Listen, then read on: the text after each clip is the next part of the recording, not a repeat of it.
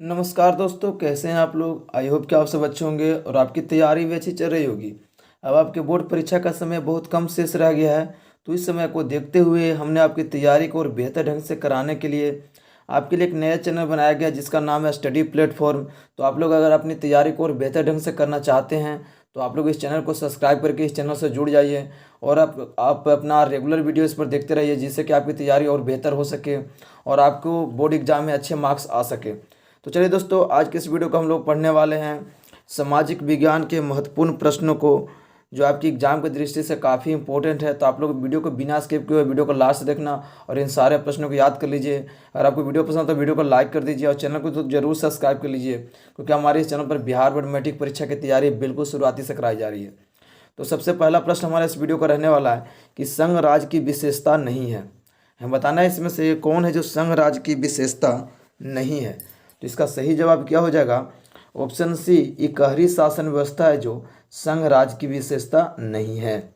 चलिए हम अगले क्वेश्चन की तरफ बढ़ते हैं। तो हमारा नेक्स्ट क्वेश्चन है कि संघ सरकार का उदाहरण क्या है। तो संघ सरकार का इनमें से कौन है जो उदाहरण है? तो इसका सही जवाब है ऑप्शन ए, अमेरिका है जो संघ सरकार का उदाहरण है। चलिए हम अगले क्वेश्चन की तरफ बढ़ते हैं। हमसे पूछा गया है कि बिहार में संपूर्ण क्रांति के नेतृत्व निम्नलिखित में से किसने किया। तो बिहार में संपूर्ण क्रांति का नेतृत्व किसने किया था? तो इसका सही जवाब है ऑप्शन डी, जयप्रकाश नारायण। क्या हो जाएगा? जयप्रकाश नारायण ने संपूर्ण क्रांति का नेतृत्व किया था। चलिए हम अगले क्वेश्चन की तरफ बढ़ते हैं। हमसे पूछा है कि लोकतांत्रिक व्यवस्थाओं ने निम्नांकित किन मुद्दे पर सफलता पाई है। तो लोकतांत्रिक व्यवस्थाओं ने निम्नलिखित में से किस मुद्दे पर सफलता पाई है?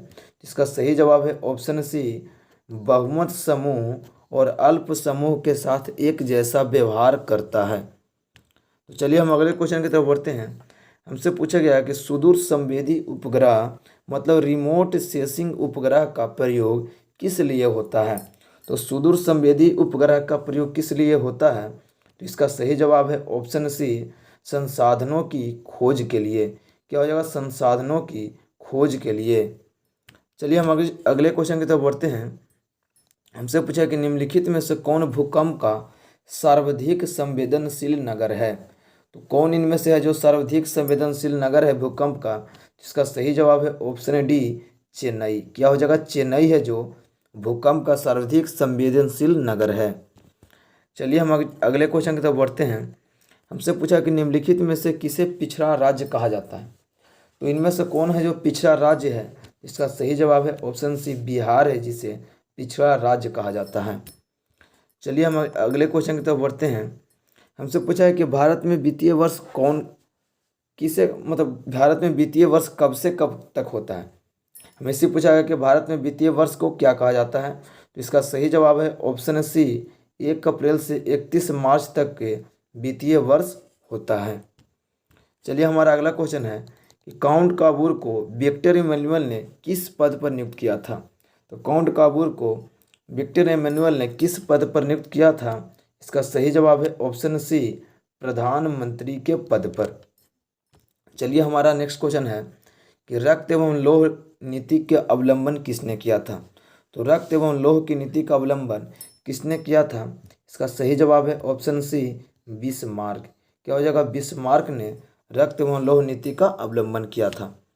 चलिए हमारा अगला क्वेश्चन है कि साम्यवादी शासन का पहला प्रयोग कहाँ हुआ था। तो साम्यवादी शासन का पहला प्रयोग कहाँ हुआ था? तो इसका सही जवाब है ऑप्शन ए, रूस में साम्यवादी शासन का पहला प्रयोग हुआ था। चलिए हमारा अगला क्वेश्चन है कि बोल्शेवी क्रांति कब हुई। बताना इसमें से कि बोल्शेवी क्रांति कब हुई थी। तो इसका सही जवाब क्या हो जाएगा? इसका सही जवाब है ऑप्शन बी, ऑप्शन यहाँ पर बी होना चाहिए, सही है, नवंबर 1917। हमारा ऑप्शन बी इसका बिल्कुल सही जवाब है। नवंबर 1917 में बोल्शेवी क्रांति हुआ था। चलिए हमारा अगला क्वेश्चन है, कांटी तापीय विद्युत परियोजना किस जिला में स्थापित है। तो कांटी तापीय विद्युत परियोजना किस जिला में स्थापित है? इसका सही जवाब है ऑप्शन सी, मुजफ्फरपुर जिला में स्थित है कांटी तापीय विद्युत परियोजना। चलिए हमारा नेक्स्ट क्वेश्चन है कि रेल वर्कशॉप कहाँ स्थित है। तो रेल वर्कशॉप कहाँ स्थित है? इसका सही जवाब क्या हो जाएगा? ऑप्शन ए, जमालपुर में हमारा है जो रेल वर्कशॉप स्थित है। चलिए हम अगले क्वेश्चन की तरफ बढ़ते हैं। पूछा जाए कि सुनामी का प्रमुख कारण क्या है।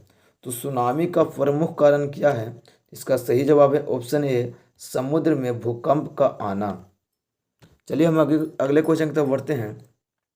पूछा गया हमसे अगले क्वेश्चन में कि सुखाड़ क्या है। तो सुखाड़ क्या है, तो इसका सही जवाब क्या हो जाएगा, ऑप्शन ए, सुखाड़ एक प्राकृतिक आपदा होती है। चलिए हम अगले क्वेश्चन की तरफ बढ़ते हैं। पूछा जा रहा है कि पंजाब में भूमि निम्नीकरण का मुख्य कारण क्या है।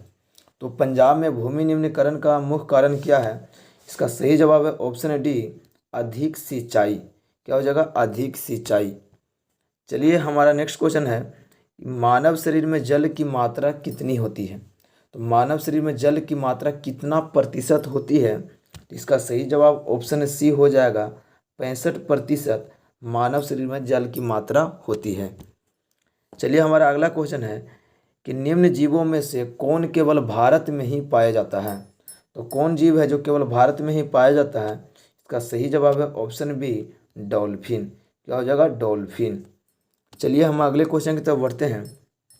हमसे पूछा गया कि सीमेंट उद्योग का प्रमुख कच्चा माल क्या है।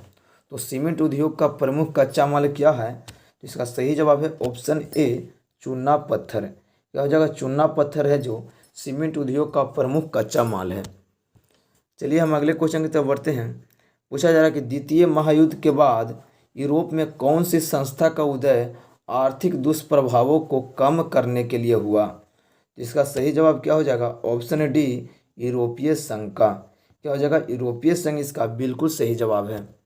तो चलिए हम अगले क्वेश्चन की तरफ बढ़ते हैं। पूछा गया इसमें किसने कहा मुद्रण ईश्वर की दी हुई महानतम देन है या सबसे बड़ा तोहफा है। तो किसने कहा था, इसका सही जवाब है ऑप्शन बी, मार्टिन लूथर। क्या हो जाएगा, मार्टिन लूथर इसका बिल्कुल सही जवाब है। चलिए हमारा अगला क्वेश्चन है कि भारत में मतदाता होने की न्यूनतम आयु कितनी है। तो भारत में मतदाता होने की न्यूनतम आयु कितनी होती है, इसका सही जवाब है ऑप्शन सी, 18 वर्ष होती है। क्या हो जाएगा, 18 वर्ष। चलिए हमारा अगला क्वेश्चन है, भारत में किस प्रकार की शासन प्रणाली है अभी वर्तमान में। तो किस प्रकार की शासन प्रणाली भारत में है, इसका सही जवाब है ऑप्शन बी, संघीय और संसदीय। क्या हो जाएगा, संघीय और संसदीय। चलिए हमारा अगला क्वेश्चन है कि भूस्खलन क्या है। तो भूस्खलन एक प्रकार के कैसी आपदा है, तो इसका सही जवाब है ऑप्शन ए, प्राकृतिक आपदा होती है भूस्खलन। तो चलिए दोस्तों, इस वीडियो में लगभग हम 25 प्रश्नों को किए हैं। तो आई होप कि इन सारे प्रश्नों का उत्तर आपको याद हो गया होगा। अगर वीडियो पसंद है तो वीडियो को लाइक कर दीजिए। चैनल को अभी तक सब्सक्राइब नहीं किया तो चैनल को भी सब्सक्राइब कर लीजिए, क्योंकि हमारे इस चैनल पर बिहार बोर्ड मैट्रिक परीक्षा की तैयारी कराई जा रही है। तो अगर आप भी अपने बेहतर ढंग से अपने तैयारी को करना चाहते हैं तो आप हमारे चैनल से जुड़ जाइए और अपनी तैयारी को और बेहतर कीजिए। तो चलिए दोस्तों, मिलते हैं अगले वीडियो में, तब तक के लिए जय हिंद, जय भारत।